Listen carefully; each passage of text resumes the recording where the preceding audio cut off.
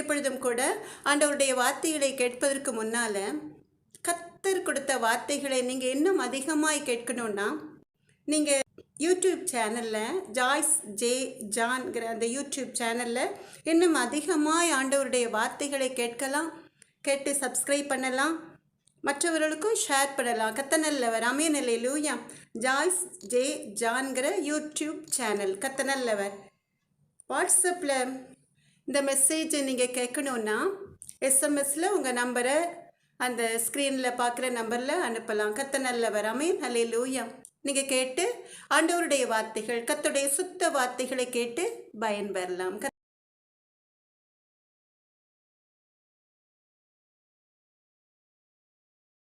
எனக்கு அன்பான தேவ ஜனமே, சந்தோஷமா இருக்கீங்களா? நம் ஆண்டவராகிய இயேசு கிறிஸ்துவின் 7 வார்த்தைகளை குறித்து தியானித்த கர்த்தருக்கு பிரியமான இஸ்ரவேலின் பெருமந்தையே, இனி உங்களுக்கு கலக்கம் வேண்டாம், பயம் வேண்டாம், எங்களுக்கு யாரும் இல்லையே என்று நீங்க கலங்கவே வேண்டாம். ஏன்னா யூத சிங்கம் கிறிஸ்து ராஜா சாத்தானை காலின் கீழ் நசுக்கி வெற்றி சிறந்தார். ஆமென். அல்லேலூயா. மார்க் 15வது அதிகாரம் 32வது வசனத்துல, மார்க் 15வது அதிகாரம் 32வது வசனத்துல, நாம் கண்டு விசுவாசிக்கத்தக்கதாக இஸ்ரவேலுக்கு ராஜாவாகிய கிறிஸ்து இப்பொழுது சிலுவையில் இருந்து இறங்கட்டும் என்று சொன்ன ஜனங்களே ஆச்சரியப்பட்டு தாங்கள் சொன்ன வார்த்தைகளுக்காக வெட்கி தலை குனியும்படியாய் இயேசு மரித்து 3ஆம் நாள் உயிர்த்தெழுந்தார். ஆமென். அல்லேலூயா. 48வது சங்கீதத்தில் சொல்லி இருக்கிறபடி இந்த தேவன் என்றென்றைக்கும் உள்ள சதா காலங்களிலும் நம்முடைய தேவன், மரண பரியந்தம் நம்மை நடத்துவார். ஆமென். அல்லேலூயா. இந்த தேவன் என்றென்றைக்கும் உள்ள சதா காலங்களிலும் நம்முடைய தேவன், மரண பரியந்தம் நம்மை நடத்துவார். இயேசு மகாராஜா உயிர்த்தெழுந்த நாளை நினைவு கூறுகிற இந்த நாளில நாம் ஒரு பாடலை பாடி செய்தி வேலைக்கு கடந்து செல்லலாமா? எல்லாரும் ஒருமனப்பட்டு இயேசு மகாராஜாவின் உயிர்த்தெழுதலை குறித்து சந்தோஷமாய் ஆர்ப்பரித்து இந்த பாடலை பாடலாமா? கர்த்தர் நல்லவர். உயிர்த்தெழுந்தாரே, அல்லேலூயா, ஜெயித்தெழுந்தாரே, உயிருடன் எழுந்த மீட்பரேசன் சொந்தமானாரே, கல்லறை திறந்திடவே கடும் சேவகர் பயந்திடவே வல்லவரேசு உயிர்த்தெழுந்தாரே, வல்ல பிதாவின் செயல் இதுவே, வல்லவரேசு உயிர்த்தெழுந்தாரே, வல்ல பிதாவின் செயல் இதுவே, உயிர்த்தெழுந்தாரே, அல்லேலூயா, ஜெயித்தெழுந்தாரே, மரித்தவர் மத்தியிலே ஜீவதேவனை தேடுவாரோ, நீதியின் அதிபதி உயிர்த்தெழுந்தாரே, நித்திய நம்பிக்கை பெருகிடுதே, நீதியின் தேவன் உயிர்த்தெழுந்தாரே, நித்திய நம்பிக்கை பெருகிடுதே, உயிர்த்தெழுந்தாரே, அல்லேலூயா, ஜெயித்தெழுந்தாரே, உயிருடன் எழுந்த மீட்பரேசன் சொந்தமானாரே, எம்மாவூர் சீஷர்களின் எல்லா மன இருள் நீக்கினாரே, எம்மன கலக்கங்கள் நீக்கினதாலே எல்லையில்லா பரமானந்தமே, எம்மன கலக்கங்கள் நீக்கினதாலே எல்லையில்லா பரமானந்தமே, உயிர்த்தெழுந்தாரே, அல்லேலூயா, ஜெயித்தெழுந்தாரே, உயிருடன் எழுந்த மீட்பரேசன் சொந்தமானாரே, மரணமுன் கூரெங்கே, பாதாளமுன் ஜெயம் எங்கே, சாவையும் நோயையும் பேயையும் ஜெயித்தார், சபையோரே துதி சாற்றிடுவோம், சாவையும் நோயையும் பேயையும் ஜெயித்தார், சபையோரே துதி சாற்றிடுவோம், உயிர்த்தெழுந்த அல்லேலூயா ஜெயித்தெழுந்தாரே. உயிருடன் எழுந்த மீட்பரேசன் சொந்தமானாரே. ஆவியால் இன்றும் என்றும் எம்மையும் உயிர்ப்பிக்கவே ஆவியின் அச்சாரம் எமக்களித்தாரே. அல்லேலூயா துதி சாற்றிடுவோம். ஆவியின் அச்சாரம் எமக்களித்தாரே. அல்லேலூயா துதி சாற்றிடுவோம். உயிர்த்தெழுந்தாரே.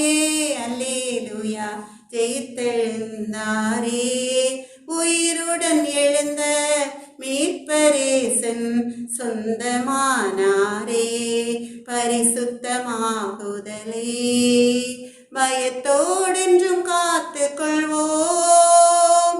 எக்காலம் தொனிக்கையில் மறுரூபமாக எழும்புவோமே மகிமையிலே. எக்காலம் தொனிக்கையில் மறுரூபமாக எழும்புவோமே மகிமையிலே. உயிர்த்தெழுந்தாரே.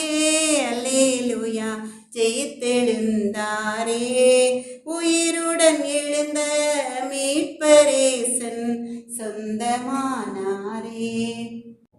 எனக்கு அன்பான தேவ ஜனமே, இப்பொழுதும் கூட நான் ஒரு சிறு ஜெபத்தை ஏறெடுத்து செய்தி வேலைக்கு கடந்து செல்லலாமா? கர்த்தர் நல்லவர், இரக்கமும் மனதொருக்கமும் நீடிய சாந்தமும் கிருபையும் உள்ள எங்கள் அன்பு நல்ல தகப்பனே, ராஜாதி ராஜாவே, சேனைகளின் கர்த்தாவே, அப்பா, இம்மட்டுமாய் உமது அன்பு மகளை உமது கரங்களில் வல்லமையாய் எடுத்து பயன்படுத்தி கொண்டு வருகிற உன் தயவிற்காக நன்றி இயேசப்பா. பேசுகிறவர்கள் நீங்கள் அல்ல, உங்கள் பிதாவின் ஆவியானவரை உங்களிலிருந்து பேசுகிறவர் சொன்ன தேவாதி தேவனாகிய கர்த்தாவே, என்னை மறைத்து நீங்க வெளிப்படுங்க எங்கள் அன்பு நல்ல தகப்பனே. நான் என் வார்த்தையை உன் வாயிலே அருளி என் கரத்தின் நிழலினால் உன்னை மறைக்கிறேன் சொன்ன தேவாதி தேவனாகிய கர்த்தாவே, அப்பா, இப்பொழுதும் கூட ஒரு விசை எங்கள் மத்தியில இறங்கி வரும் தகப்பனே, உம்முடைய வார்த்தைகளை கேட்கிற உம்முடைய அன்பு பிள்ளைகளின் ஆத்துமாவில் உள்ள அவருடைய இருதயத்தில் உள்ள அந்த இருள் நீங்கி வெளிச்சம் பிரகாசிக்கும்படியாய், கர்த்தருடைய நாமத்தை அவர்கள் மகிமைப்படுத்தும்படியாய், கர்த்தரே உனக்கு நித்திய வெளிச்சமாய் இருப்பார் சொன்ன தேவாதி தேவனாகிய கர்த்தர் என்று நீர் மறித்து உயிர்த்த நாளை நினைவு கூறுகிற நாளாய் இருக்கிறதுனால இன்றைய நாளில உம்முடைய அன்பு பிள்ளைகளை கர்த்தர் நீர் உம்முடைய மன்னாவினால் போஷித்து கர்த்தருடைய நாமத்தை மகிமைப்படுத்தும்படியாய், உம்முடைய வார்த்தைகள் உம்முடைய அன்பு பிள்ளைகளை உம்முடைய நித்திய வெளிச்சத்திற்குள் நடத்தும்படியாய், தேவாதி தேவனாகிய கர்த்தர் என்னை மறைத்து நீங்க வெளிப்படுங்க எங்கள் அன்பு நல்ல தகப்பனே. உம்முடைய நாம மாத்திரம் மகிமைப்படட்டும் அப்பா. என்னால் ஒன்று கூடாத தகப்பனே, உம்மால் எல்லாம் கூடும் ராஜாதி ராஜாவே. அப்பிரோஜனமான அடிமையான உமது மகளை கர்த்தர் நீர் தொடர்ந்து உம்முடைய தயவினால உம்முடைய இரக்கத்தினால தொடர்ந்து உமது கரங்களில் எடுத்து பயன்படுத்துங்க எங்கள் அன்பு நல்ல தகப்பனே. அப்படியே நீங்க நடத்த போற தயவிற்காக நன்றி ஏசப்பா. இன்றும் கூட நாம் சற்று நேர தியானத்திற்கென்று எடுத்துக்கொண்ட வேத வசனம் வெளிப்படுத்துதல் சுவிசேஷகம் 1வது அதிகாரம் 18வது வசனம். மரித்தேன், ஆனாலும் இதோ சதா காலங்களிலும் உயிரோடு இருக்கிறேன். ஆமேன். நான் மரணத்திற்கும் பாதாளத்திற்கும் உரிய திறவுகோல்களை உடையவராயிருக்கிறேன் என்றார். வெளிப்படுத்துதல் சுவிசேஷகம் 1வது அதிகாரம் 18வது வசனம். மரித்தேன், ஆனாலும் இதோ சதா காலங்களிலும் உயிரோடு இருக்கிறேன். ஆமேன். நான் மரணத்திற்கும் பாதாளத்திற்கும் உரிய திறவுகோல்களை உடையவராயிருக்கிறேன் என்றார். எனக்கு அன்பான தேவ ஜனமே, நாம் எல்லாரும் சேர்ந்து இன்று நம் கர்த்தராகிய இயேசு கிறிஸ்துவின் உயிர்த்தெழுந்த நாளை கொண்டாடுகிறோம் அல்லவா? இது ஒரு மன மகிழ்ச்சியின் நாள். குறிப்பாக கர்த்தருடைய பிள்ளைகளாகிய உங்களுக்கு, இஸ்ரவேலின் பெரும் மந்தைக்கு ஒரு விடுதலையின் நாள். ரோமர் 6வது அதிகாரம் 23வது வசனத்தில் உள்ளபடி மரணத்திற்கும் நித்திய ஜீவனுக்கும் உண்டான யுத்தத்திலே, ரோமர் 6:23, மரணத்திற்கும் நித்திய ஜீவனுக்கும் உண்டான யுத்தம் சொல்லி இந்த வசனத்தில் இருக்கிறபடிக்கு மரணத்திற்கும் நித்திய ஜீவனுக்கும் உண்டான யுத்தத்திலே ஜெயத்தை பெற்று ஜெய கிறிஸ்துவாய் வெற்றி வீரனாய் மரணத்தையும் பாதாளத்தையும் தன் பராக்கிரமத்தாலே ஜெயித்து, மரணமே உன் கூரெங்கே, பாதாளமே உன் ஜெயம் எங்கே என்று வெற்றி முழக்கமிட்ட நாள். யார் வெற்றி முழக்கமிட்டா? மரணமே உன் கூரெங்கே, பாதாளமே உன் ஜெயம் எங்கே என்று சொல்லி இயேசு மகாராஜா. வேதத்திலே பவுல் அப்போஸ்தலன் முழங்கினது போல வெற்றி முழக்கமிட்ட நாள். கர்த்தர் நல்லவர். நம் ஆண்டவராகிய இயேசு கிறிஸ்து மரித்தார். ஆனாலும் கூட ஏதோ சதா காலங்களிலும் உயிரோடு இருக்கிறார். அவருக்கு மரணமே கிடையாது. என்னென்றைக்கும் ஜீவனோடு இருக்கிற கர்த்தர் அவர். ஆனாலும் சாத்தானை என்னென்றைக்கும் உள்ள நித்திய நரகத்தில் தள்ளி அந்த மரணத்திற்கும் பாதாளத்திற்கும் உரிய திறவுகோல்களை அவருடைய வல்லமையுள்ள கரங்களில் வைத்திருக்கிறார். அதனாலதான் வெளிப்படுத்துதல் 3வது அதிகாரம் 7வது வசனத்துல, வெளிப்படுத்துதல் சுவிசேஷகம் 3வது அதிகாரம் 7வது வசனத்துல நாம் பார்க்கிறோம், கர்த்தரை குறித்து இங்கு அழகாய் தெளிவாய் சொல்லி இருக்கிறது. பரிசுத்தம் உள்ளவரும் சத்தியம் உள்ளவரும் தாவீதின் திறவுகோலை உடையவரும் ஒருவரும் பூட்டக்கூடாதபடிக்கு திறக்கிறவரும் ஒருவரும் திறக்கக்கூடாதபடிக்கு பூட்டுகிறவருமாயிருக்கிறவர் என்று. எனக்கு அன்பான தேவ ஜனமே, நம் ஆண்டவராகிய இயேசு கிறிஸ்து பரிசுத்தம் உள்ளவர், சுத்த கண்ணன், பாவத்தை பாராத சுத்த கண்ணன். அவர் வாழ்க்கையில பாவம் என்ற ஒன்றே அவருடைய ஆத்துமாவில் கிடையாது. சத்தியம் உள்ளவர் அவர், உண்மை உள்ள தேவாதி தேவனாகிய கர்த்தர், தாவீதின் திறவுகோலை தன்னுடைய கரங்களில் வைத்திருப்பவர். எனக்கு அன்பான தேவ ஜனமே, இங்கே நாம் பார்க்கிறோம், நான் மரணத்திற்கும் பாதாளத்திற்கும் உரிய திறவுகோல்களை உடையவராக இருக்கிறேன் என்று. அதுபோலதான் இங்கேயும் நாம் பார்க்கிறோம், ஒருவரும் பூட்டக்கூடாதபடிக்கு திறக்கிறவரும் ஒருவரும் திறக்கக்கூடாதபடிக்கு பூட்டுகிறவருமாய் இருக்கிறவர் என்று. ஏசப்பாவை தவிர ஒருவனாலும் அதை பூட்ட முடியாது, அதை திறக்கவும் முடியாது.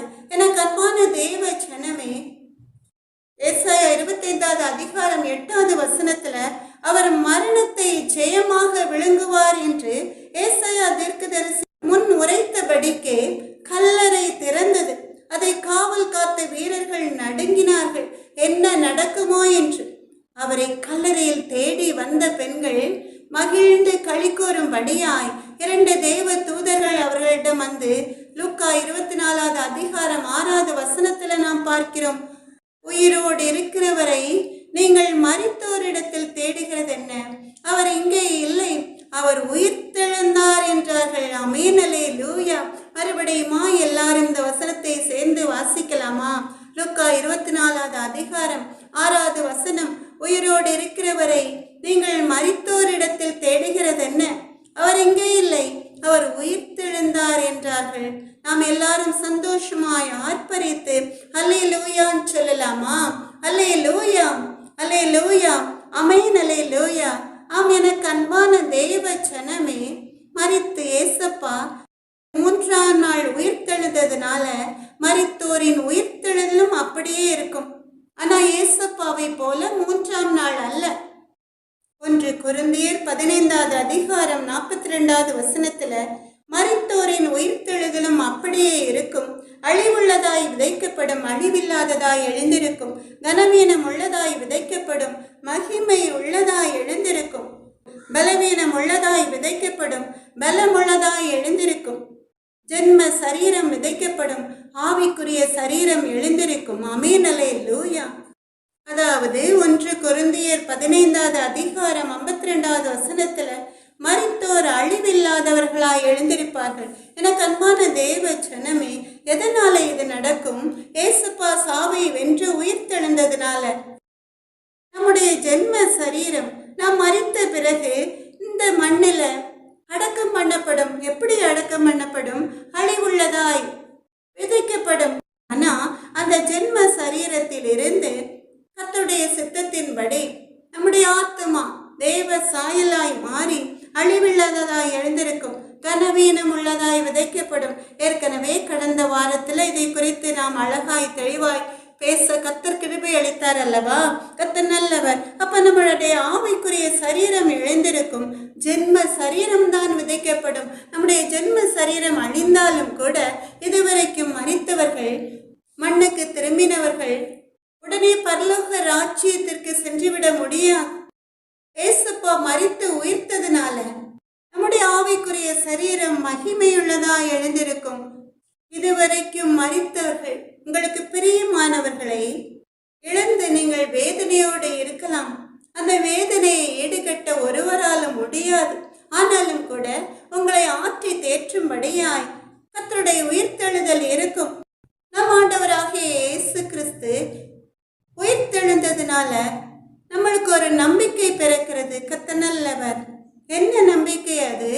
நம் ஆண்டவர் என்ன சொல்லி இருக்கிறார்? மரித்தேன், ஆனாலும் இதோ சதா காலங்களிலும் உயிரோடு இருக்கிறேன் என்று சொல்லியிருக்கிறார். எனக்கு அன்பான தெய்வ ஜனமே, அது மாத்திரமல்ல, யோவான் 11வது அதிகாரம் 25வது வசனத்துல நாம் பார்க்கிறோம், நானே உயிர்த்தெழுதலும் ஜீவனமாயிருக்கிறேன், என்னை விசுவசிக்கிறவன் மரித்தாலும் பிழைப்பான் என்று.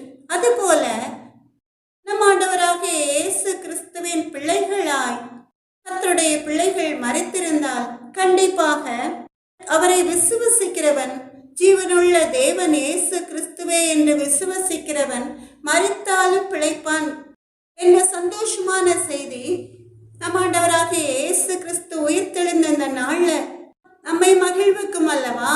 எனக்கு அன்பான தேவ ஜனமே, இதை தெளிவா சொல்லணும்னா, ஒருவன் கிறிஸ்துவுக்குள் மரித்திருந்தால் அவன் ஒரு புதிய சிருஷ்டியாய் மாறுகிறான். 2 கொரிந்தியர் 5வது அதிகாரம் 17வது வசனத்துல நீங்க பாத்தீங்கன்னா, ஒருவன் கிறிஸ்துவுக்குள் இருந்தால் புது சிருஷ்டியாய் இருக்கிறான், பழையவைகள் ஒழிந்து போயின, எல்லாம் புதிதாயினன்னு சொல்லி நாம் பார்க்கிறோம். எனக்கு அன்பான தேவ ஜனமே, ஒருவன் கிறிஸ்துவுக்குள் இருந்தால் என்றால் ஒரு சகோதரன் அல்லது கர்த்தருடைய பிள்ளைகள் இயேசு கிறிஸ்துவை பின்பற்றுகிறவர்களாய் கர்த்தரை ஏற்றுக்கொண்டு வேதத்தை வாசித்து வேதத்தின்படி நடந்து கர்த்தருக்கு பிரியமான பாதையில் நடந்து ஜீவனுள்ள தேவன் இயேசு கிறிஸ்துவேன் சொல்லி ஏற்றுக்கொள்ளும் பொழுது அவன் இந்த பழைய பாவ சாபத்தை, அந்த பாவ சாயலை விட்டு புது சிருஷ்டியாய் கர்த்தருக்குள் புதிய மனிதனாய் உயிர்ப்பிக்கப்படுகிறான். ஆமென், அல்லேலூயா.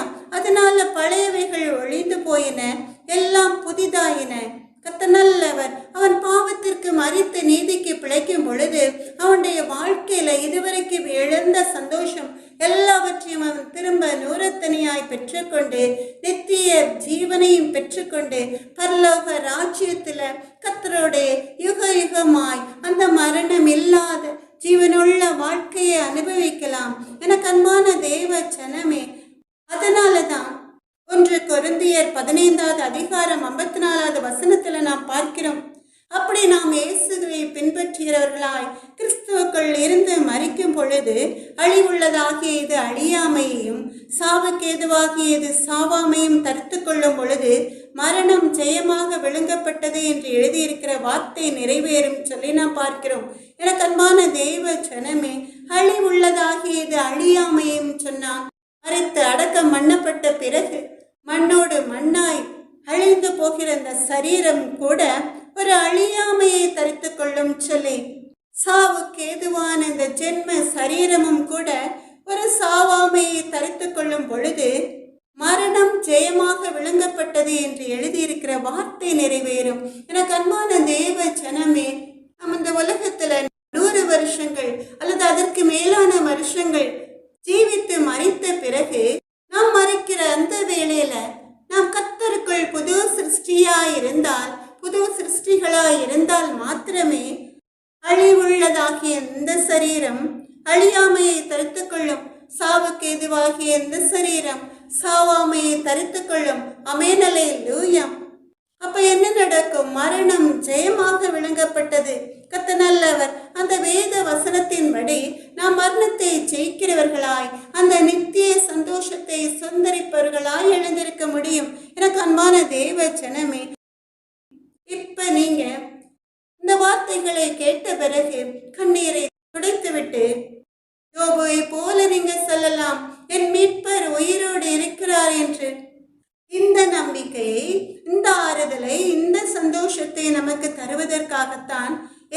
வாழ்ந்த உலகத்துல நம்மை போல பாடுள்ள மனிதனாய் ஜீவித்து மரித்து உயிர்த்தார். எனக்கு அன்பான தேவ ஜனமே, ஆனா எல்லாருக்கும் இந்த பாக்கியம் கிடைக்காது. இதற்கு நீங்க செய்ய வேண்டியது ஒன்றே ஒன்றுதான். முதல்ல நீங்க பாவத்திற்கு மரித்து நீதிக்கு பிழைக்கணும். இரண்டாவதாக அந்த பரிசுத்தர் நடந்த பாதையில நீங்க நடக்கணும்.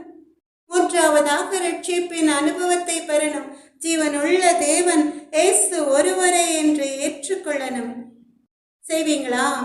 எனக்கு அன்பான தேவ ஜனமே, நாம் ஒரு அருமையான பாடலை பாடலாமா? பெர்க்மான்ஸ் ஃபாதர் அவர்கள் பாடின பாட்டு. பாவ மன்னிப்பின் நிச்சயத்தை பெற்றுக்கொள்ள வேண்டும், பரலோகத்தில் ஓரிடம் நீ பெற வேண்டும். இயேசு தருகிறார், இன்றே தருகிறார், அதற்காகத்தான் சிலுவையிலே இரத்தம் சிந்திவிட்டார். இயேசு தருகிறார், இன்றே தருகிறார், அதற்காகத்தான் சிலுவையிலே இரத்தம் சிந்திவிட்டார்.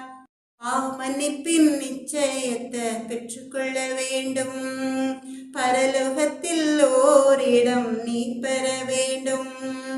ரத்தம் சிந்துதல் இல்லாமல் பாவ மன்னிப்பில்லை, இயேசு ராஜா நாமம் இல்லாமல் ரட்சிப்பும் இல்லை. நம்ம இயேசு ராஜா நாமம் இல்லாமல் ரட்சிப்பும் இல்லை. ஆமென், அல்லேலூயா. அருமையான பாடல். கர்த்தர் நல்லவர். பாவத்தின் சம்பளம் மரணம் என்பதை நாம் அறிந்து உணர்ந்திருக்கிறதுனால நாம் பாவ மன்னிப்பின் நிச்சயத்தை பெற்றுக்கொண்டு கர்த்தர் கொடுக்கிற அந்த ஓட்டத்தை ஓடி அந்த ஓட்டத்தை ஜெயமாய் முடித்து அந்த ஜீவ கிரீடத்தை நாம் சுதந்திரித்துக் கொள்ளலாம். கர்த்தர் நல்லவர். எனக்கு அன்பான தேவ ஜனமே, மரித்தோர் அழிவில்லாதவர்களாய் எழுந்திருப்பார்கள் சொன்ன உடனே நீங்க நினைக்கலாம், ஒவ்வொரு மனிதரும் எப்படி மரித்தார்களோ அந்த சரீரத்தோடே எழுந்திருப்பார்கள் என்று. இல்லை, எனக்கு அன்பான தேவ ஜனமே, பவுல் சொன்னது போல ஜென்ம சரீரம் விதைக்கப்படும், ஆவிக்குரிய சரீரம் எழுந்திருக்கும். கனவீனம் உள்ளதாய் விதைக்கப்படும், மகிமை உள்ளதாய் எழுந்திருக்கும். மகிமை உள்ளதாய் என்றால் அந்த பரலோக மகிமையின் சாயலாய் புதிதாய் பிறந்த குழந்தைகளைப் போல நாம் மறுரூபமாகும். ஆமென், அல்லேலூயா. இப்பொழுதும் கூட ஒரு அருமையான பாடல். தேவ சாயலாக மாறி தேவனோடிருப்பேன், நானும் தேவனோடிருப்பேன். அந்த நாளும் நெருங்கிடுதே, அதிவிரைவாய் நிறைவேறுதே. மண்ணின் சாயலை நான் கலைந்தேன், விண்ணவர் சாயல் அடைவேன், விண்ணவர் சாயல் அடைவேன். தேவ சாயலாக மாறி தேவனோடிருப்பேன், நானும் தேவனோடிருப்பேன். நல்லவர். தேவ சாயலாக மாறி நாம் எல்லாரும் மகிழ்ந்து களி கோர்ந்து தேவனோடு இருப்போம். கர்த்தர் நல்லவர். எனக்கு அன்பான தேவ ஜனமே, இந்த உலகத்தில் உள்ள பாகுபாடுகள் பல விதத்துல, கருப்பு என்பாங்க, சிவப்பா இருக்கான் நிற வித்தியாசத்தை பார்ப்பாங்க, அல்லது தோற்றத்தை பார்த்து எடை போட்டு மனிதர்களை ஒவ்வொரு விதத்துல வித்தியாசப்படுத்தி காட்டுவார்கள். கர்த்தர் நல்லவர். ஆனா அங்கே வெளிப்படுத்துதல் 21வது அதிகாரம் 4வது வசனத்தில் உள்ளபடிக்கு இனி மரணமும் இல்லை, துக்கமும் இல்லை, அலறுதலும் இல்லை, வருத்தமும் இல்லை. ஆமென், அல்லேலூயா. மரணம் இல்லாத, துக்கம் இல்லாத, அலறுதல் இல்லாத, வருத்தம் இல்லாத ஒரு வாழ்க்கையை நாம் தேவனோடு வாழப்போகிறோம். கர்த்தர் நல்லவர். அதனால் தான் நம் ஆண்டவராகிய இயேசு கிறிஸ்து யோவான் 5வது அதிகாரம் 24வது வசனத்துல இந்த நித்திய ஜீவனை பற்றி அழகாய் தெளிவாய் சொல்லி இருக்கிறார். யோவான் 5வது அதிகாரம் 24வது வசனத்துல, என் வசனத்தை கேட்டு என்னை அனுப்பினவரை விசுவசிக்கிறவனுக்கு நித்திய ஜீவன் உண்டு, அவன் ஆக்கினை தீர்ப்புக்கு உட்படாமல் மரணத்தை விட்டு நீங்கி ஜீவனுக்குட்பட்டிருக்கிறான் என்று மெய்யாகவே மெய்யாவே உங்களுக்கு சொல்கிறேன் என்று. யோவான் 5:24வது வசனம், என் வசனத்தை கேட்டு என்னை அனுப்பினவரை விசுவசிக்கிறவனுக்கு நித்திய ஜீவன் உண்டு, அவன் ஆக்கினை தீர்ப்புக்கு உட்படாமல் மரணத்தை விட்டு நீங்கி ஜீவனுக்குட்பட்டிருக்கிறான் என்று மெய்யாகவே மெய்யாகவே உங்களுக்கு சொல்கிறேன் என்று கர்த்தருடைய வார்த்தைகளை கேட்டு கர்த்தரை தெய்வமாய் ஏற்றுக்கொள்கிற ஜனங்களுக்கு என்ன உண்டாம்? நித்திய ஜீவனம். அந்த நித்திய ஜீவன் தான் அந்த மரணம் இல்லாத வருத்தம் இல்லாத வாழ்க்கை. கர்த்தர் நல்லவர். அவன் ஆக்கினை தீர்ப்புக்கு உட்படாமல், ஆக்கினை தீர்ப்பு என்ன? நரகம். ஒவ்வொரு மனிதனும் அவனவன் செய்கிற பாவத்தின் நிமித்தமாய் நரகத்திற்கும் பாதாளத்திற்கும் தள்ளப்படுவான். அப்ப அந்த ஆக்கினை தீர்ப்பு கிடையாது. கர்த்தரே தெய்வம் என்று அறிந்து கொள்கிறவர்களுக்கு மாத்திரம் மரணத்தை விட்டு நீங்கி ஜீவனுக்குட்பட்டிருக்கிறான் என்று நம் ஆண்டவராகிய இயேசு கிறிஸ்து தெளிவாய் சொல்லியிருக்கிறார். கர்த்தரை தெய்வமாய் ஏற்றுக்கொண்டு நம் ஆண்டவராகிய இயேசு கிறிஸ்து மரித்து 3ஆம் நாள் உயிர்த்தெழுந்தார் என்று சொல்லி விசுவாசிக்கிற ஜனங்களுக்கு நித்திய ஜீவன் உண்டு. ஆமென், அல்லேலூயா. ஒரு அருமையான சாட்சி ஒன்று ஞாபகத்திற்கு வருகிறது. ஒரு அருமையான ஊழிய குடும்பம். அந்த குடும்பத்தில் உள்ள அத்தனை பேரும், தாயும் தகப்பனும் மகனும் மருமகளும் கூட அந்த ஊழியத்திலே ரொம்ப சந்தோஷமாய் கர்த்தருடைய வேலையை செய்து கொண்டு வந்தார்கள். ஆனா என்ன நடந்ததுன்னா, ஒரு நாள் அந்த பெற்றோருடைய மகனுடைய மனைவிக்கு 2 சிறு பிள்ளைகள் உண்டு. அந்த மருமகள் திடீரென்று நோய்வாய்ப்பட்டு சுகவீனமாகி மரித்து போகிறார்கள். இது எல்லாருக்கும் எதிர்பாராத ஒரு ஷாக்கா இருக்கிறது. எப்படி இது நடந்தது என்று சொல்லி ரொம்ப பக்தியான மகள் வேதத்தை வாசிப்பதோடு மாத்திரமல்ல, வேதத்தின்படி நடந்து அந்த வேதத்தை மற்றவர்களுக்கு போதிக்கிற மகள், கர்த்தருக்கு பிரியமான ஒரு ஊழியத்தை செய்து கொண்டு வந்த மகள் திடீரென்று சடுதி மரணம் வந்தது. மரித்த அந்த மகளை அடக்கம் பண்ணுவதற்காக சபை விசுவாசிகள் முதற்கொண்டு உற்றார் உறவினர்கள் எல்லாரும் வந்திருந்தார்கள். அந்த மகளுடைய தாயாரும் வந்திருந்தார்கள். அந்த தாயார் ரொம்ப வேதனையோடு கண்ணீர் வடித்து அழுது கொண்டிருந்த வேளையில கரெக்டா ஜெபம் எல்லாம் முடிந்து அந்த மகளை அடக்கம் பண்ணுவதற்காக அந்த சரீரத்தை சுமந்து கொண்டு வெளியிலே வந்தார்கள். ஆனா உடனே என்ன நடந்ததுன்னா, அடக்கம் பண்ணப்பட்ட அந்த மகளுடைய சரீரத்தை எல்லாரும் ஒரு பாதையில் கொண்டு செல்லும் பொழுது அந்த மகளுடைய தாயார் மாத்திரம் என் மகா அங்க போறான்னு சொல்லி வேறொரு பாதையாய் வேகமாய் ஓடினார்கள். எல்லாருக்கும் ஆச்சரியம். மகளுடைய சரீரத்தை விட்டு இந்த அம்மா மாத்திரம் ஏன் அப்படி ஓடுகிறார்கள் என்று.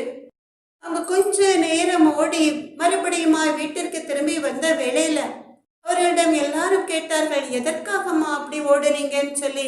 இல்ல, என் மகளுடைய ஆத்துமா என் கர்த்தருடைய சுத்த கிருபையினால இரக்கத்தினால அவருடைய ஆத்துமா அப்படியே பரலோக ராஜ்யத்திற்கு எடுத்துக்கொள்ளப்படுவதை என் கண் காணும்படிக்கு கர்த்தர் கிருபை அளித்தாருன்னு சொல்லி, அதனால அவங்களுடைய கண்கள் எப்படி ஒருவேளை பழைய ஏற்பாட்டின் காலத்துல எலியா தீர்க்கதரிசி எடுத்துக்கொள்ளப்படுகிற வேளையில எலிசா தீர்க்கதரிசிக்கு தெளிவாய் காட்டப்பட்டதோ அது போல இருந்திருக்கலாம். பரிசுத்தமாய் ஜீவித்ததின் நிமித்தமாய் அந்த தாயார் தன் மகள் மரித்த அந்த ஆத்துமா பரலோகத்திற்கு எடுத்து செல்லப்படுவதை தரிசனத்தில் கண்டிருக்கலாம். அதனால அவங்க ஒரு பாதையில அந்த ஆத்துமாவை பின்பற்றி செல்லும்படியாய் வேதனையோடு பின்பற்றி சென்றார்கள் என்று எனக்கு அன்பான தேவ ஜனமே, அப்ப அந்த ஜென்ம சரீரம் விதைக்கப்படும், ஆவிக்குரிய சரீரம் எழுந்திருக்கும், தேவ சாயலாக மாறி இது ஒரு நடந்த காரியம். எனக்கு அன்பான தேவ ஜனமே, 1 கொரிந்தியர் 15வது அதிகாரம் 21, 22 வசனங்கள்ல நீங்க பாத்தீங்கன்னா 1 கொரிந்தியர் 15, 21, 22 மனுஷனால் மரணம் உண்டானபடியால் மனுஷனால் மரித்தோரின் உயிர்த்தெழுதலும் உண்டாயிற்று.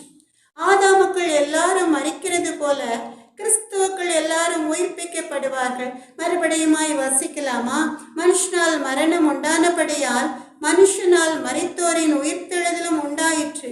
ஆதாமுக்குள் எல்லாரும் மரிக்கிறது போல கிறிஸ்துவுக்குள் எல்லாரும் உயிர்ப்பிக்கப்படுவார்கள் என்று எனக்கு அன்பான தேவ ஜனமே, இந்த மனிதன் மண்ணிலிருந்து உண்டாக்கப்பட்ட ஆதாமை குறிக்கிறது.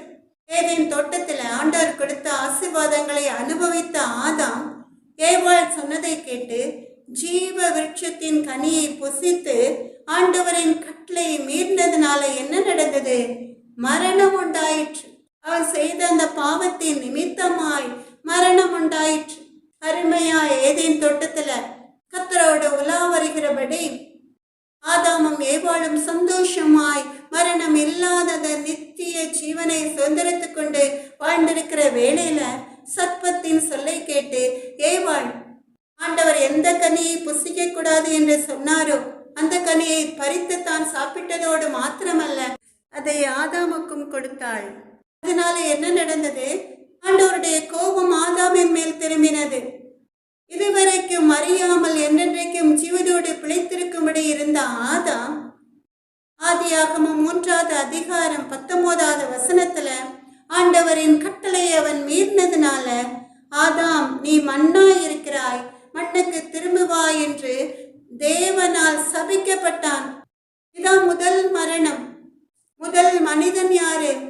மனுஷனால் மரணம் உண்டானபடியால் சொன்ன அந்த மனிதன் ஆதாம், நம் ஆதி தகப்பன் ஆதாம். அதனால அவனுக்கு மாத்திரமல்ல மொத்த மனு குலத்திற்கும் மரணம் உண்டாயிற்று. அடுத்து நாம் என்ன பார்க்கிறோம்? மனுஷனால் மரித்தோரின் உயிர்த்தெழுதம் உண்டாயிற்று. கர்த்தர் நல்லவர். இந்த 2வது மனிதன் இயேசு கிறிஸ்து.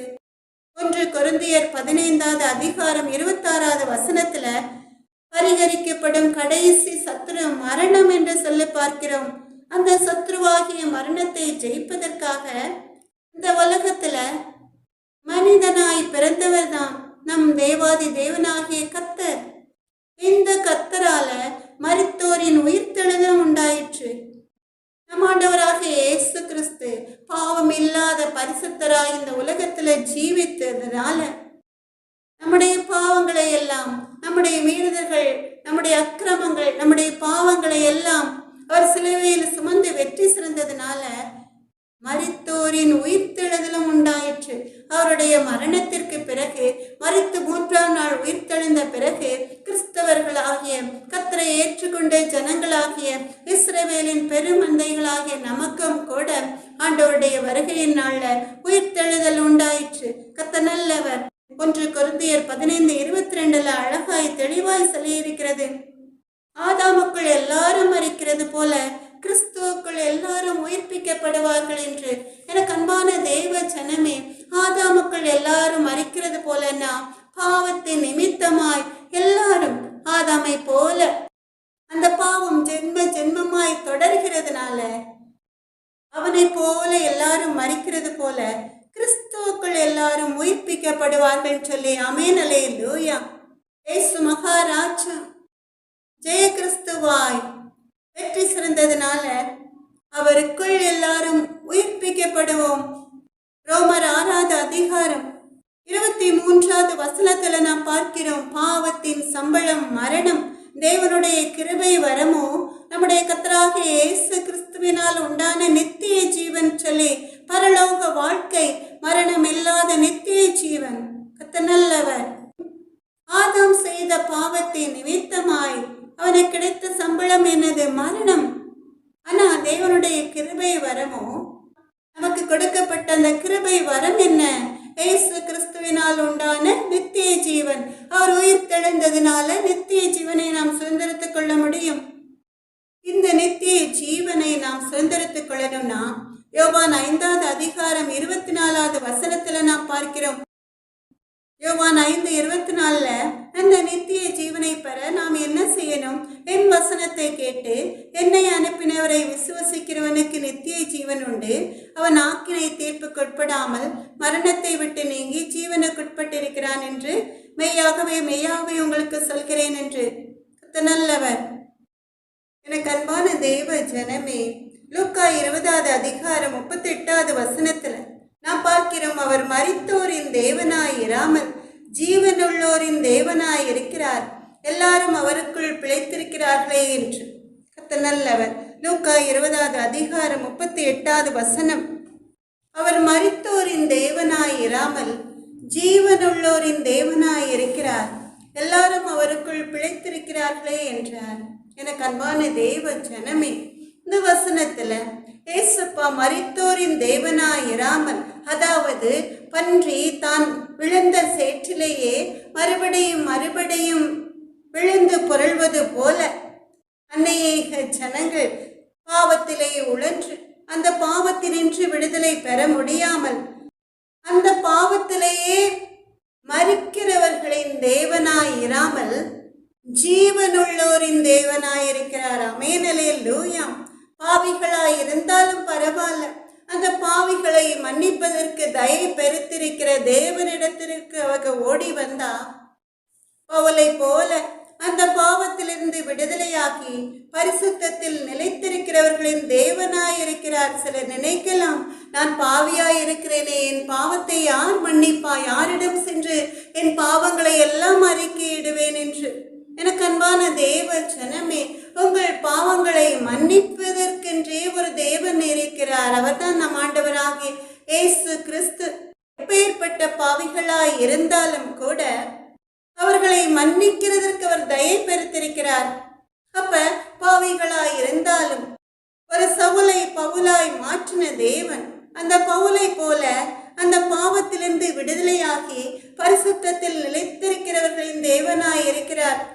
எல்லாரும் அவருக்குள் நிலைத்திருந்து நித்திய வாழ்வை சுதந்திரிக்கிறதுனாலதான் எல்லாரும் அவருக்குள் பிழைத்திருக்கிறார்களே என்றார்.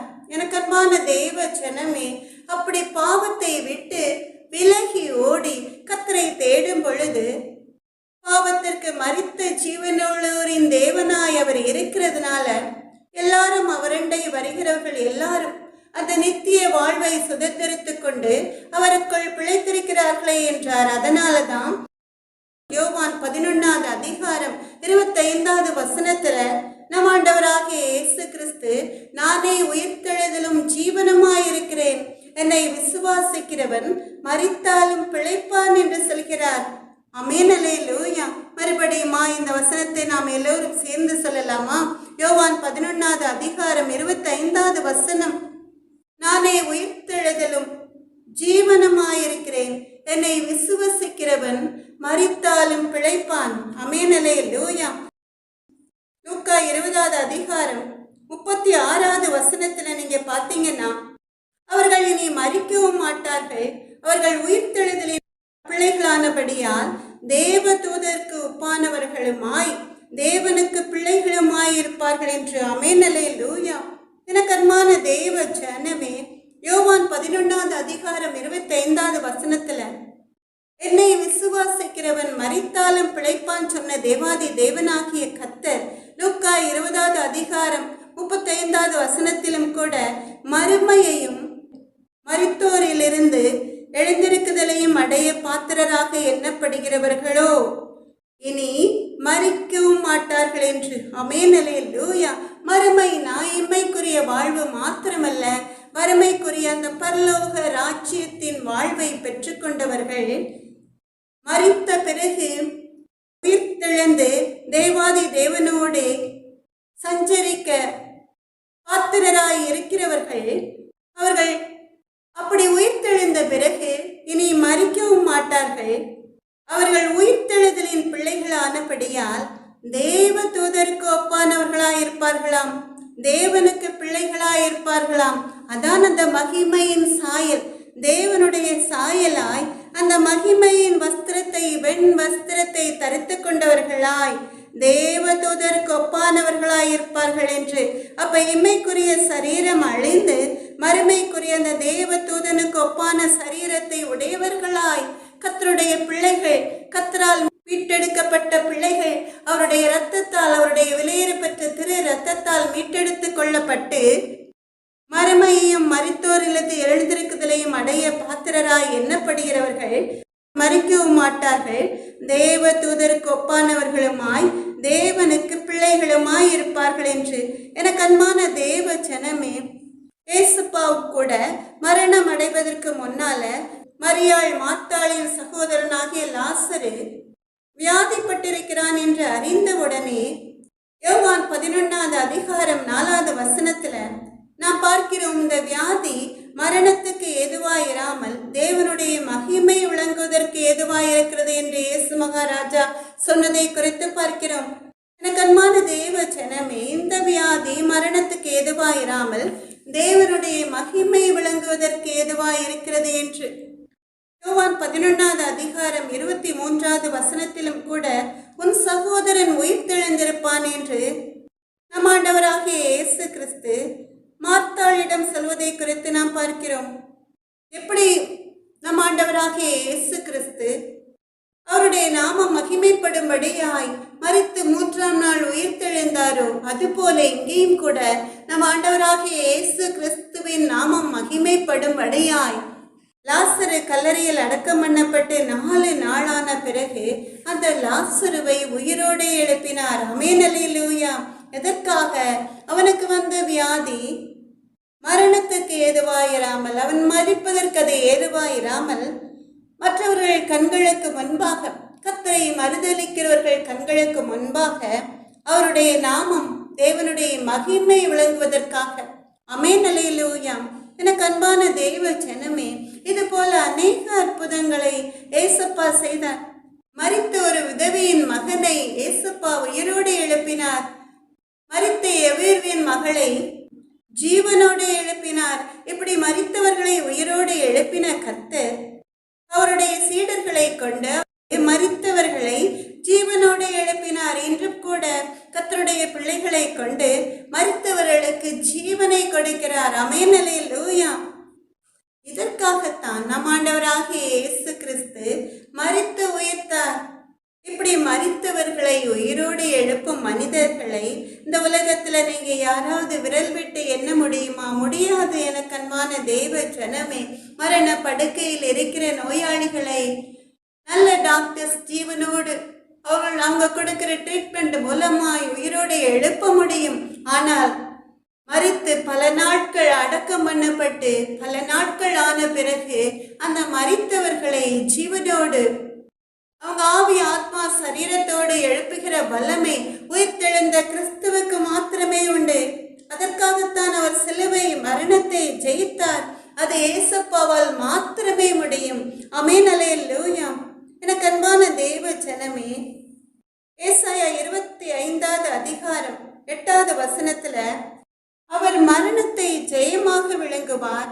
கர்த்தராகிய தேவன் எல்லா முகங்களிலும் இருந்து கண்ணீரை துடைத்து தமது ஜனத்தின் நிந்தையை பூமியில் இராதபடிக்கு முற்றிலும் நீக்கிவிடுவார். கர்த்தரே இதை சொன்னான் சொல்லி வாசிக்கிறோம். ஏசாயா 25வது அதிகாரம் 8வது வசனம். அவர் மரணத்தை ஜெயமாக விளங்குவார். கர்த்தராகிய தேவன் எல்லா முகங்களிலும் இருந்து கண்ணீரை துடைத்து தமது ஜனத்தின் நிந்தையை பூமியில் இராதபடிக்கு முற்றிலும் நீக்கிவிடுவார். கர்த்தரே இதை சொன்னார்னு சொல்லி. எனக்கு அன்பான தெய்வ ஜனமே, சிலர் சொல்லலாம், ஏசப்பா உயிர்த்தெழுந்ததுனால என்ன நன்மைன்னு சொல்லி. சிலர் சொல்லுவாங்க, நீங்க எல்லாரும் சேர்ந்து சிலுவையில் அறையப்பட்ட ஏசப்பா மரித்து உயிர்த்தார்னு சொல்லி ஈஸ்டர் தினமாய் இந்த நாளை கொண்டாடுறீங்களே, அதனால என்ன நன்மைன்னு சொல்லி. எனக்கு அன்பான தெய்வ ஜனமே, ஏசப்பா உயிர்த்தெழுந்ததுனால இந்த உலக மனிதர்களுக்கு அநேக நன்மைகள் உண்டு. அவர் மரணத்தை ஜெயமாக விளங்கினதுனால என்ன நன்மை? நம் கண்ணீரை துடைப்பார். நாம் இந்த உலகத்துல அநேக காரியங்களுக்காக கண்ணீர் வடிக்கிறோம். துன்ப நேரங்கள்ல நமக்கு யாருமே இல்லைன்னு சொல்லி கலங்கி நிற்கிறோம் அல்லவா?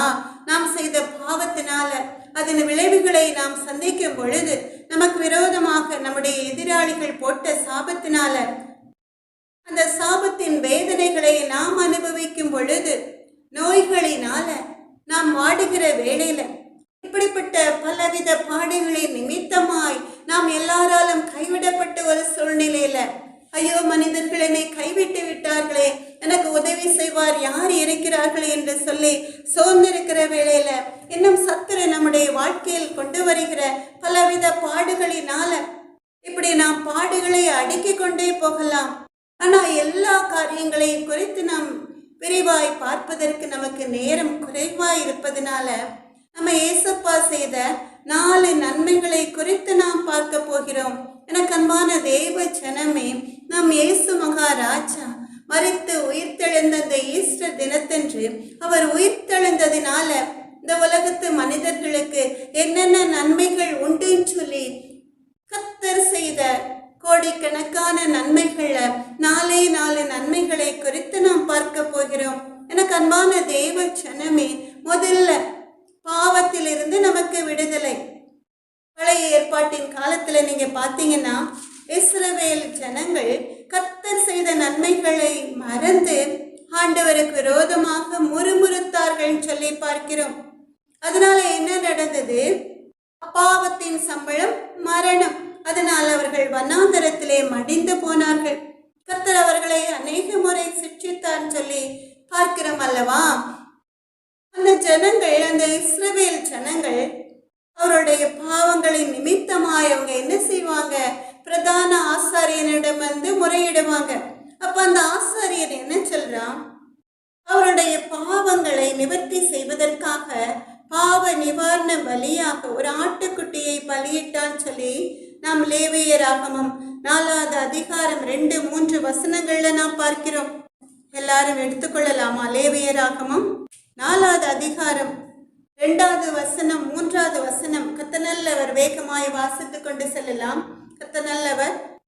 இன்னும் கர்த்தர் மோசேயை நோக்கி, நீ இஸ்ரவேல் புத்திரரிடத்தில் சொல்ல வேண்டியது என்னவென்றால், ஒருவன் கர்த்தருடைய கட்டளைகளில் யாதொன்றை அறியாமையினால் மீறி செய்யத்தகாததை செய்து பாவத்துக்கு உட்பட்டால் அறிய வேண்டியதாவது, அபிஷேகம் பெற்ற ஆசாரியன் ஜனங்கள் குற்றத்திற்கு உட்படத்தக்கதாக பாவம் செய்தால், தான் செய்த பாவத்தின் நிமித்தம் பழுதற்ற ஒரு இளம் காளையை பாவ நிவாரண பலியாக கர்த்தருடைய சந்நிதியில் கொண்டு வர கடவன் சொல்லி கர்த்தர் நல்லவர்.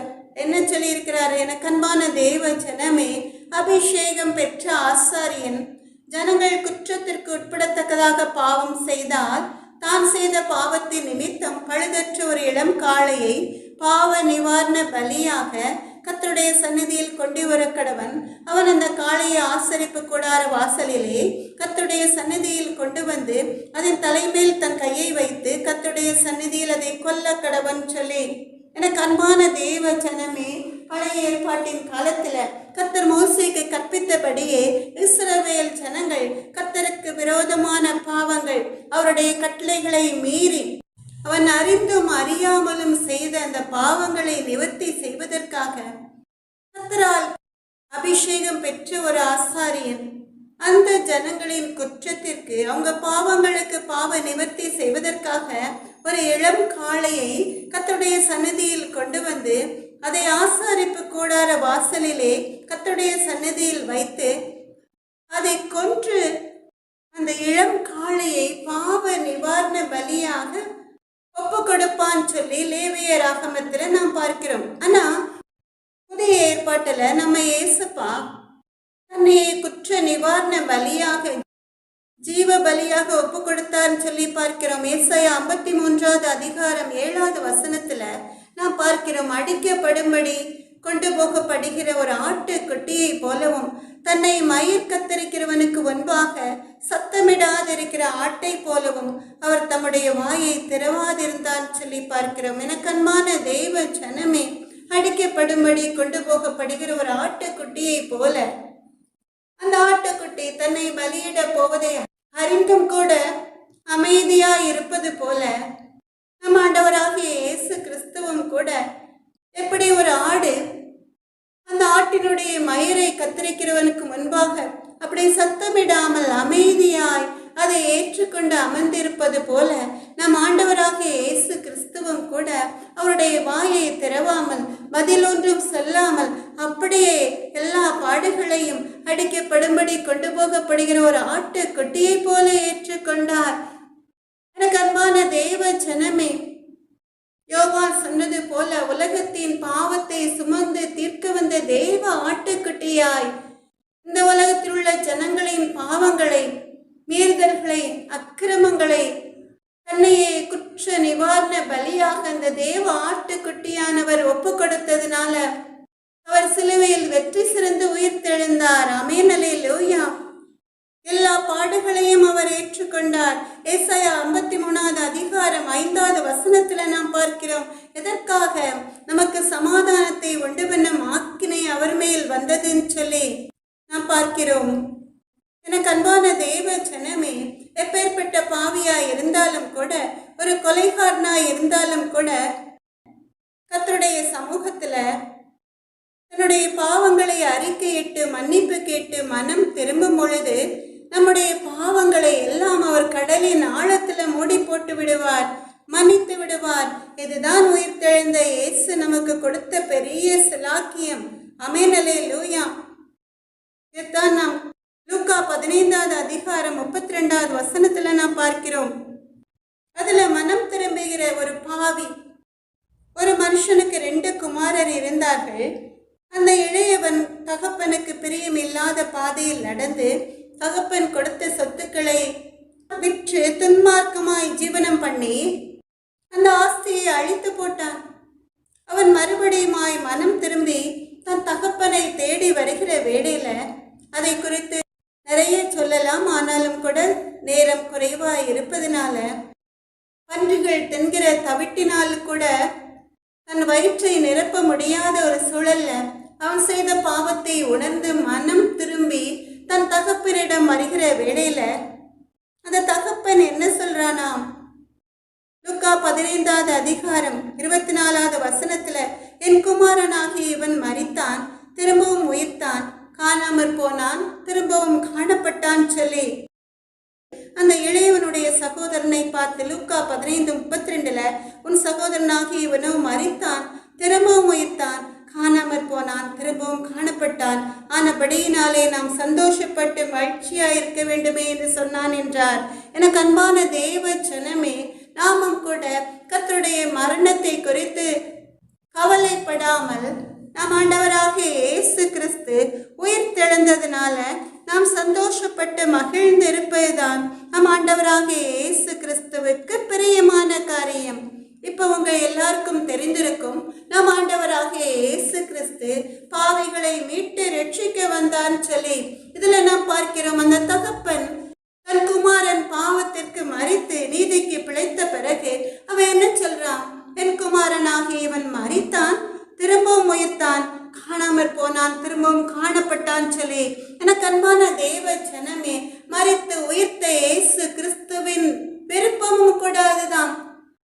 நீங்கள் பெற்றோர்களை வேதனைப்படுத்தி, எனக்கு அன்பான தேவ பிள்ளைகளை, நீங்க பெற்றோரை வேதனைப்படுத்தி பாவத்திலே உழன்று கொண்டு அந்த பாவ பழக்க வழக்கங்களை விட்டு வெளியே வராமல் இருந்தாலும் கூட தேவாதி தேவனாகிய கர்த்தரை தேடி மனம் திரும்பி பெற்றோரிடமும் கர்த்தரிடமும் வந்து மன்னிப்பு கேட்கிற வேளையிலும் கூட நம் ஆண்டவர் ஆகிய இயேசு கிறிஸ்து பெற்றோர் கூட உங்களை மன்னிப்பார்களோ இல்லையோ, மனிதர்கள் மன்னிப்பார்களோ இல்லையோ, நம் பரம தகப்பன் உங்களை மன்னிப்பார்.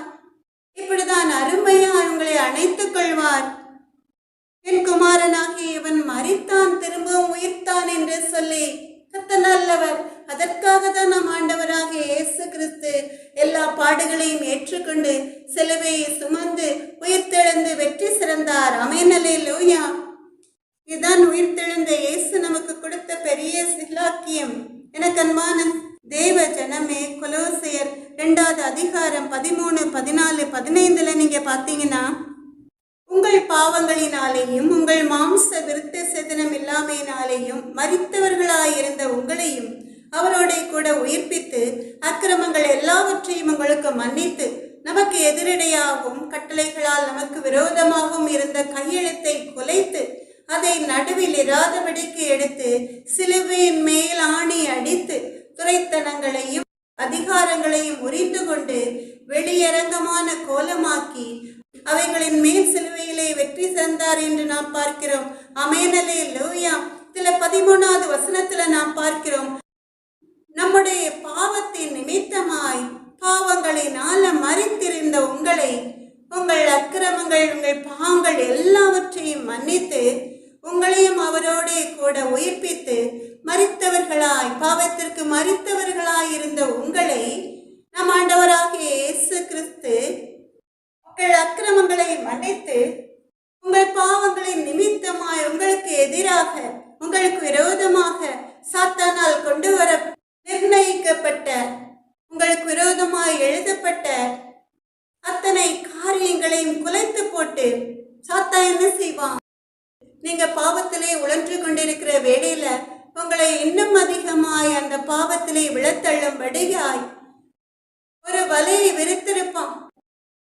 வலையில நீங்க விழுந்தீங்கன்னா அது உங்களுக்கு எதிரான ஆயுதமாயிருக்கும், உங்களுக்கு விரோதமான காரியமாயிருக்கும். அப்படியே உங்கள் வாழ்க்கையை சீரழித்து போடும். எனக்கு அன்பான தேவ ஜனமே, அதனால கெர்ச்சிக்கிற சிங்கம் போல அலைகிற சத்ரு இருக்கிற வலையில நீங்க விழாதபடிக்கு நீங்க கண்டிப்பாய் மனம் திரும்பணும். இந்த மனம் திரும்பிய மகனை போல கர்த்தர் நல்லவர். உங்கள் பாவங்களை நம் ஆண்டவராகிய இயேசு கிறிஸ்து மன்னிப்பார்.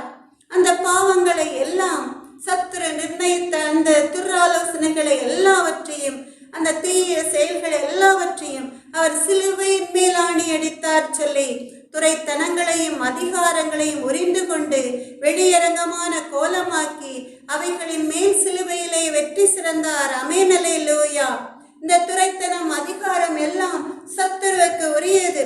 அதை எல்லாம் நம் ஆண்டவராகிய இயேசு கிறிஸ்து தன் சிலுவை மரணத்தால் மேற்கொண்டு அந்த சத்துருவை நமக்கு விரோதமாய் எழும்பிக் கொண்டிருக்கிற எழும்ப போகிற சத்துருவை சிலுவையிலே ஆணி அடித்து அரைந்து வெற்றி சிறந்தார். ஆமென், அல்லேலூயா.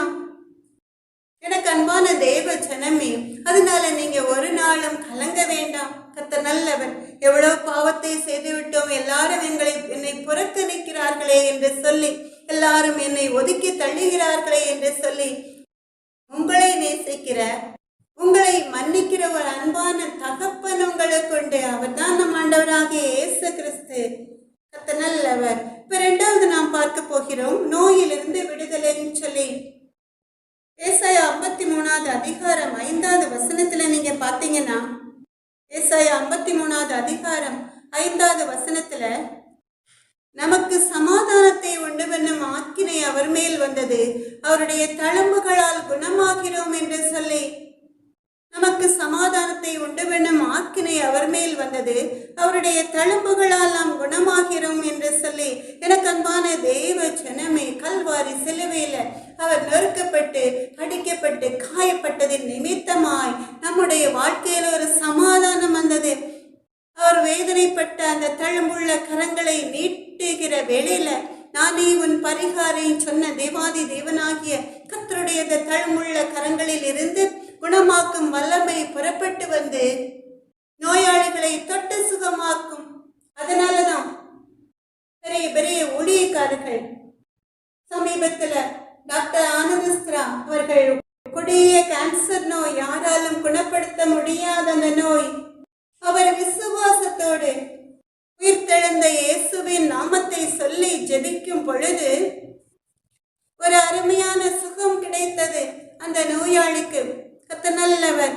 இதைத்தான் நாம் பார்க்கிறோம். பேதுரு 2வது அதிகாரம் 24வது வசனத்துல, அவர் தாமே தமது சரீரத்திலே நம்முடைய பாவங்களை சிலுவையின் மேல் சுமந்தார், அவருடைய தழும்புகளால் குணமானீர்கள் சொல்லி, அவர் தாமே தமது சரீரத்திலே நம்முடைய பாவங்களை சிலுவையின் மேல் சுமந்தார், அவருடைய தழும்புகளால் குணமானீர்கள் சொல்லி மத்தேயு 8வது அதிகாரம் 17வது வசனத்திலும் கூட எல்லாரும் எடுத்துக்கொள்ளலாமா? கர்த்தர் நல்லவர். மத்தேயு 8:17 அவர் தாமே நம்முடைய பலவீனங்களை ஏற்றுக்கொண்டு நம்முடைய நோய்களை சுமந்தார் சொல்லி நாம் பார்க்கிறோம். எனக்கு அன்பான தேவ ஜனமே, நம்முடைய பலவீனங்களை அவர் ஏற்றுக்கொண்டு நம்முடைய நோய்களை சுமந்தான் சொல்லி, இப்ப நம்ம என்ன பார்க்கிறோம்? நம்ம ஆண்டவராகிய இயேசு கிறிஸ்து இந்த சிலுவைங்கிற அந்த சாபமான சிலுவையை அவர் சுமந்து அந்த சிலுவையில் அறையப்படலைன்னா, அவர் மரித்து உயிர்க்கலைன்னா நமக்கு பாவத்திலிருந்து விடுதலை கிடைக்காது, நோயிலிருந்து நமக்கு விடுதலை கிடைக்காது. நிறைய வியாதியஸ்தர்களை நீங்க பார்த்திருப்பீங்க. டாக்டர்கள் சொல்லுவாங்க, அவங்க முகத்திற்கு எதிரேயே சொல்லுவாங்க, இவர்கள் இந்த வியாதியிலிருந்து குணமடைய மாட்டார்கள், இவர்கள் பிழைக்க முடியாது, இவர்கள் மரிப்பதற்கு இன்னும் கொஞ்சம் மணி நேரம்தான் இருக்கிறது என்று சொல்லி, நீங்க எந்த தெய்வத்தை கும்பிடுகிறீர்களோ அந்த தெய்வத்திடம் ஜெபம் பண்ணுங்க, ஒருவேளை பிழைக்கலாம் என்று சொல்லி, எங்களால் ஒன்றும் செய்ய முடியாதுன்னு சொல்லி நல்லா படித்த டாக்டர்கள் கூட, MBBS MD அதற்கு மேற்பட்ட படிப்புகள் படித்த டாக்டர்ஸ் கூட நோயாளிகளை கைவிட்டு விடுவாங்க. ஆனா அந்த நோயாளிகளுக்கு பிரியமான அவருடைய சொந்த பந்தங்கள் கர்த்தரை நோக்கி கூப்பிடுகிற வேளையில என்ன நடக்கும்? ஒரு அற்புதம் நடக்கும். ஏன்னா அவருடைய சரீரத்திலே நம்முடைய பலவீனங்களை எல்லாம் ஏற்றுக்கொண்டு நம்முடைய நோய்களை எல்லாம் அவர் அந்த சிலுவையில் சுமந்து வெற்றி சிறந்தார். ஆமென், அல்லேலூயா. எனக்கு அன்பான தேவ ஜனமே, நோயின் வேதனையினால கலங்கி போய் நிற்கிறீர்களா? நீங்க கலங்கவே வேண்டாம். பரம வைத்தியராம் கர்த்தர் உங்க நோய்களை, உங்க பலவீனங்களை சிலுவையில் சுமந்து வெற்றி சிறந்தார் என்று விசுவாசித்து, நானே உன் பரிகாரின்னு சொன்னீங்களே, இயேசுவின் தழும்புகளால் குணமாகினீர்கள் சொன்னீரே தகப்பனே. வியாதியை உன்னிலிருந்து விலக்குவேன் வாக்கு கொடுத்தீரே. எங்களுடைய நோய்களை நீர் சுமந்தீரேன்னு சொல்லி இந்த வசனங்களை சொல்லி விசுவாசத்தோடு ஜெபிக்கிற வேளையில அந்த நோய் உங்களை விட்டு ஓடி போகும்.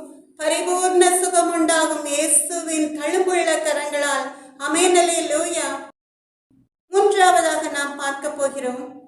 எனக்கு அன்பான தேவ ஜனமே, எபிரேயர் 2வது அதிகாரம் 14வது வசனம் 13, 14வது வசனத்துல நீங்க பாத்தீங்கன்னா, நம்ம ஆண்டவராகிய இயேசு கிறிஸ்து நம்மை குறித்து, பாவிகளாகிய நம்மை குறித்து எபிரேயர் 2வது அதிகாரம் 13வது வசனத்துல நானும் தேவன் எனக்கு கொடுத்த பிள்ளைகளும் என்று சொல்லியிருக்கிறார். 14வது வசனத்துல நீங்க பாத்தீங்கன்னா, மரணத்துக்கு அதிகாரியாகிய பிசாசானவனை தமது மரணத்தினாலே அழிக்கும்படிக்கும் சொல்லி நாம் பார்க்கிறோம். ஜீவகாலம் எல்லாம் மரண பயத்தினாலே அடிமைத்தனத்திற்குள்ளானவர்கள் யாவரையும் விடுதலை பண்ணும்படிக்கும் அப்படியானார் சொல்லி நாம் பார்க்கிறோம். அப்ப நாம் மரணத்தை வெற்றி சிறக்கணும்னா, மரண பள்ளத்தாக்கை நாம் ஜெயிக்கணும்னா, கர்த்தர் நல்லவர். ஏசப்பா அந்த பிசாசை, நோயை கொண்டு வருகிற அந்த சத்துருவை தன்னுடைய மரணத்தினால் அழித்தார் சொல்லி நாம் விசுவாசித்தால் போதும். சாப கட்டுகளால வாழ்க்கையை வெறுத்து தற்கொலை மரணத்தை நோக்கி ஓடிக்கொண்டிருக்கிற எனக்கு அன்பான தேவ ஜனமே, உங்களுக்காக தான் ஒரு விசை கர்த்தருடைய வார்த்தை கடந்து வருகிறது. கலாத்தியர் 3வது அதிகாரம் 13வது வசனம் உங்களை இந்த சாப கட்டுகளிலிருந்து விடுதலை பண்ணுவதற்காக. கலாத்தியர் 3வது அதிகாரம் 13வது வசனம், மரத்திலே தூக்கப்பட்ட எவனும் சபிக்கப்பட்டவன் என்று எழுதியிருக்கிறபடி கிறிஸ்து நமக்காக சாபமாகி நியாய பிரமாணத்தின் சாபத்திற்கு நம்மை நீங்களாக்கி மீட்டு கொண்டார் சொல்லி. ஆமென், அல்லேலூயா. மரத்திலே தூக்கப்பட்ட எவனும் சபிக்கப்பட்டவன்கிறது இங்க சிலுவை மரத்திலே. அந்த காலத்துல சிலுவை மரணம் என்பது பொல்லாத கள்ளர்களுக்கு, பொல்லாத பாவங்களை செய்தவர்களுக்கு ஒரு மரண தண்டனை. சிலுவையிலே அறையப்பட்டு அந்த சிலுவை மரணத்தை சந்திப்பார்கள். அதுதான் அந்த கள்ளர்களுக்கு அவர்கள் கொடுக்கிற மரண தண்டனை. நம் ஆண்டவராகிய இயேசு கிறிஸ்துவும் கூட இந்த சிலுவைங்கிற அந்த சாபமான காரியத்தை சுமந்து அவருடைய சிரசில் மேல் முள்ளினால் ஆன கிரீடத்தை சூட வைத்து அந்த வேதனையும் கூட தாங்கி சாபத்திலிருந்து நமக்கு விடுதலை கொடுப்பதற்காக கிறிஸ்துவே நமக்காக சாபமானார் சொல்லி பார்க்கிறோம். எனக்கு அன்பான தெய்வ ஜனமே, எதற்காக அந்த சாபமான சிலுவையை சுமந்தார்? அந்த சாபத்திலிருந்து நமக்கு விடுதலை கொடுப்பதற்காக. அப்ப இப்படிப்பட்ட அன்பு தெய்வத்தை நோக்கி நீங்க விசுவாசத்தோடு ஓடி வந்தா போதும், உங்க சாப கட்டுகள் எல்லாம் தெரிப்புண்டு போகும். விசுவாசத்தோடு வரணும். கர்த்தர் நல்லவர். ஆமென், அல்லேலூயா. நீங்க ஒரு நாள் தற்கொலை முடிவை நோக்கி ஓடக்கூடாது. 4வதாக நாம் பார்க்கிறோம், பிசாசிலிருந்து விடுதலை, சத்துரு கொண்டு வருகிற போராட்டங்களிலிருந்து விடுதலை. எனக்கு அன்பான தேவ ஜனமே, நாம் ஆண்டவராகிய இயேசு கிறிஸ்து சிலுவை மரணத்தை ஜெயித்ததின் நிமித்தமாய் அந்த சாத்தானை அவருடைய கால்களின் கீழே நசுக்கி போட்டார் என்பது உங்க எல்லாருக்கும் தெரிந்த ஒன்று. நம் ஆண்டவராகிய இயேசு கிறிஸ்து சாத்தானிடமிருந்து, அந்த அந்தகார வல்லமையின் கிரியைகளிடம் இருந்து நமக்கு விடுதலை கொடுப்பதற்காக தான் அந்த பிசாசை தன் கால்களின் கீழே நசுக்குவதற்காக தான் சிலுவை மரணத்தை சந்தித்து உயிர்த்தெழுந்து வெற்றி சிறந்தார். ஆமென், அல்லேலூயா. அப்ப இயேசுவின் நாமத்தை கொண்டு ஜெபிக்கிற வேளைகளில் எல்லாம் அந்த பிசாசுகள் அலறி ஓடுவதை நீங்க பார்த்திருப்பீங்கள் அல்லவா?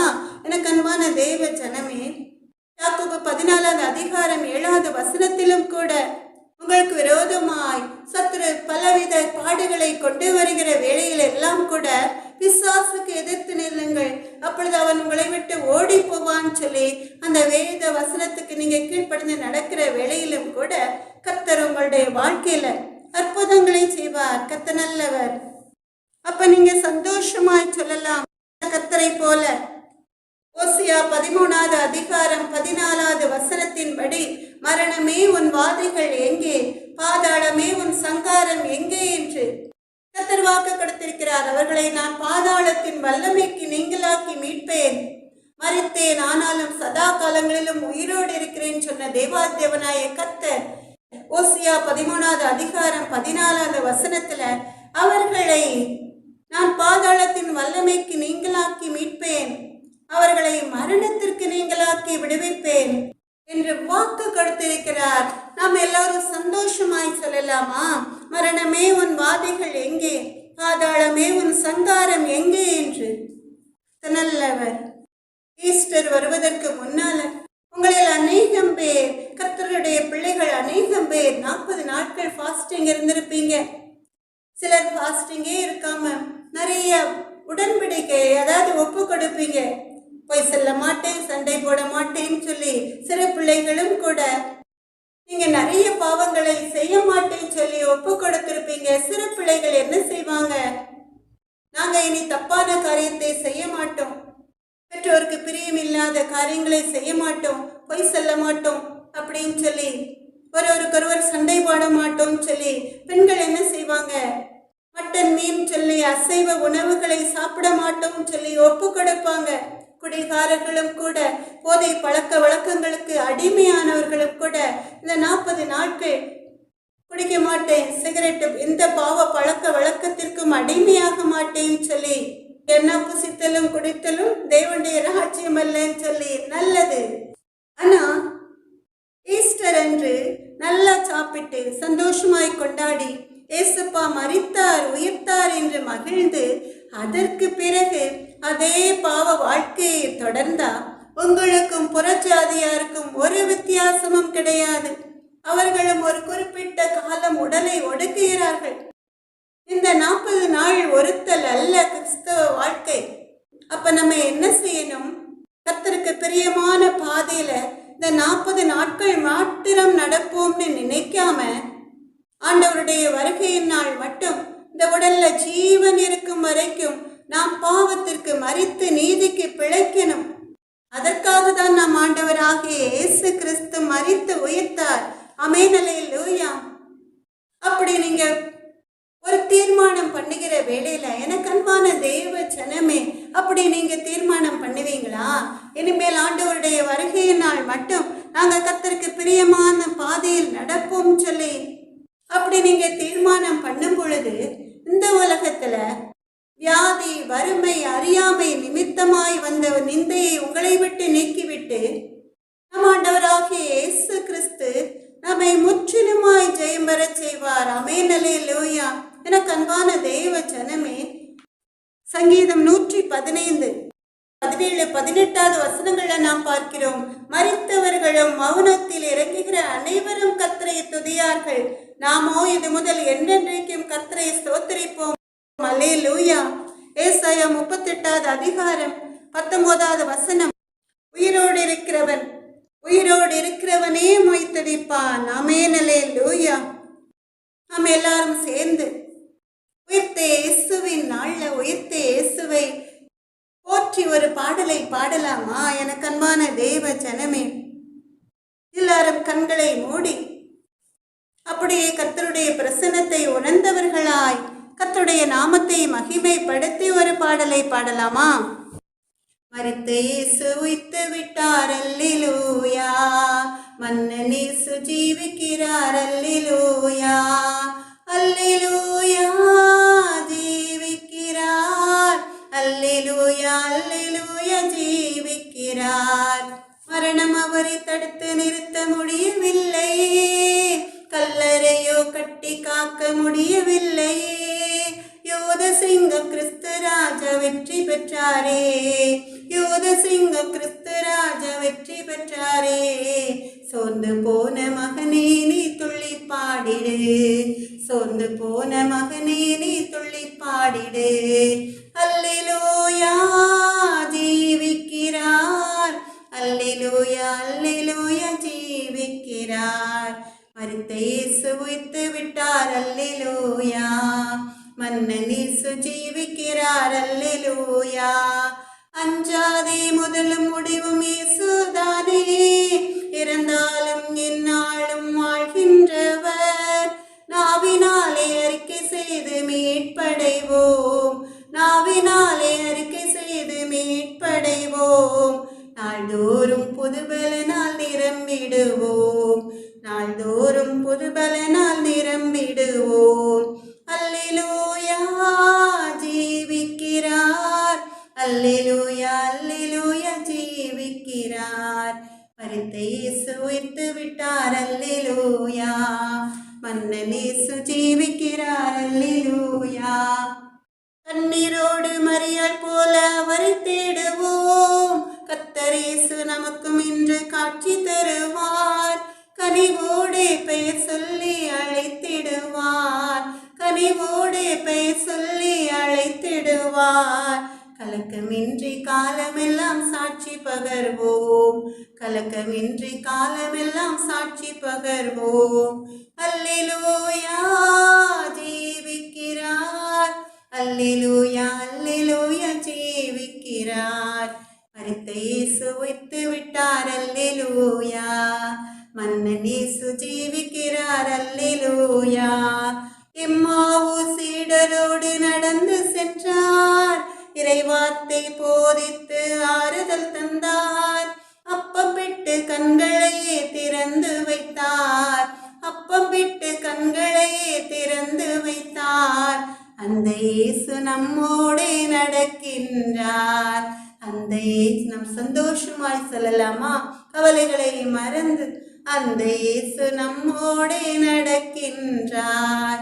அல்லேலூயா ஜீவிக்கிறார், அல்லேலூயா அல்லேலூயா ஜீவிக்கிறார். மரித்த இயேசு உயிர்த்து விட்டார், அல்லேலூயா. மன்னன் இயேசு ஜீவிக்கிறார், அல்லேலூயா. ராஜாதி ராஜாவே, எங்கள் அன்பு நல்ல தகப்பனை, எப்பொழுதும் கூட இயேசுப்பா நீங்க கொடுத்த உம்முடைய பிள்ளைகளுக்காக சமூகத்திலே வந்து நிற்கிறேனப்பா. இயேசுவே எங்கள் அன்பு நல்ல தகப்பனை, மரித்து உயிர்த்த இயேசுடைய பாதுகாப்பு, உம்முடைய வார்த்தைகளை உமக்கு பிரியமான மகள் மூலமாய் கொடுக்கிற வார்த்தைகளை கேட்கிற உம்முடைய அன்பு பிள்ளைகளுடைய வாழ்க்கையில ஒரு அற்புதத்தை செய்யும்படியாய், அது மாத்திரமல்ல உம்முடைய வருகையின் நாள் மட்டும் இஸ்ரவேலின் பெருமந்தையாகிய உம்முடைய அன்பு பிள்ளைகள் பாவத்திற்கு மரித்து நீதிக்கு பிழைக்க நீங்க ஒரு வழியை காட்டுங்க எங்கள் அன்பு நல்ல தகப்பனே. இயேசுவே உம்முடைய அன்பு பிள்ளைகள் இஸ்ரவேலின் பெருமந்தையின் பிள்ளைகளுடைய கரங்களை பிடித்து உம்முடைய கரங்களில் ஒப்பு கொடுக்கிறோம் எங்கள் அன்பு நல்ல தகப்பனே.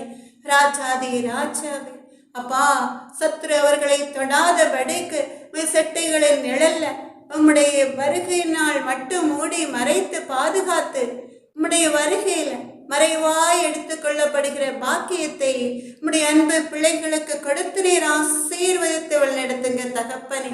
இயேசுவின் நாமத்தாலே ஜெபத்தேர் எடுக்கிறேன் எங்கள் அன்பு நல்ல தகப்பனே. சகல விதமான துதி கனம் மகிமை அனைத்தும் உமக்கே உண்டாவதாக. என் ஆத்துமாவே கர்த்தரை சோத்திரி, என் முழு உள்ளமே அவருடைய பரிசுத்த நாமத்தை சோத்திரி. என் ஆத்துமாவே கர்த்தரை சோத்திரி, கர்த்தர் செய்த சகல உபகாரங்களையும் மறவாதே. ஆமென். அல்லேலூயா. எனக்கு அன்பான தேவ ஜனமே, நம்முடைய கர்த்தராகிய இயேசு கிறிஸ்துவனுடைய கிருபையும் தேவனுடைய அன்பும் பரிசுத்த ஆவியினுடைய ஐக்கியமும் உங்கள் அனைவரோடும் கூட இருப்பதாக. ஆமென். அல்லேலூயா. ஆமென். அல்லேலூயா. அல்லேலூயா.